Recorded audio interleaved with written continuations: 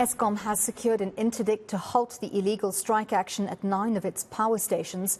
The power utility reached a deadlock with trade unions in wage negotiations earlier this week. It says a combination of unit breakdowns, lack of diesel reserves and the protest action pushed it to introduce stage 4 power cuts this morning.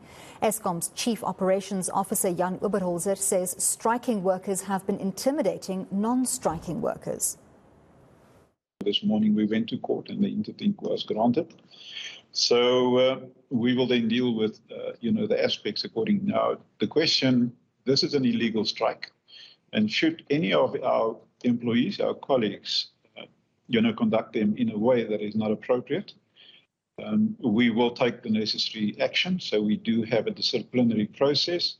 And we have given, I personally have said to the leaders, is to make sure that those employees conducting themselves in a behavior that is not acceptable and which is undesirable, to deal with that decisively. Meanwhile, Eskom is appealing to its striking workers to put South Africa first. The strike action at several power plants forced the utility to plunge the country into stage 4 blackouts.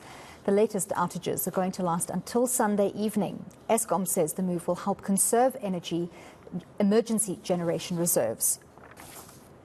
As I said, several of our power stations have been impacted due to the illegal action.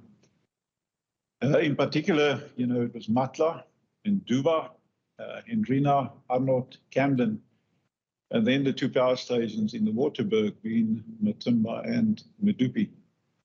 Now, the impact thereof resulted in the lack of resources to operate and maintain the various areas of the power station.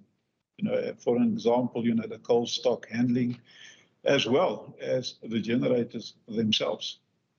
So we have experienced tremendous intimidation and other forms of illegal action, preventing, our colleagues, those that need and want to do an honest day's job, not to be able to do so.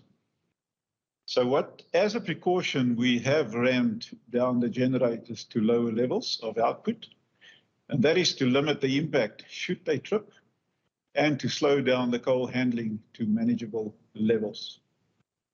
Now, Eskom cautions, unfortunately, we have to, the public, that should these criminal acts of intimidation and illegal strike action persist or spread, this would increase the risk of operational disturbances and the implementation of load shedding at higher levels. Now, Eskom appeals to its labour partners and striking employees to embrace to the higher purpose of putting the people of South Africa first.